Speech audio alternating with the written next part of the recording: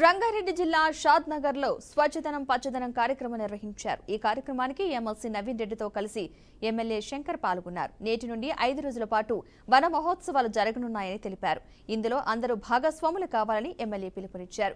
మన ఇంటితో పాటు పరిసరాలు బాగుంటాయని అన్నారు. పెద్ద మనిషితో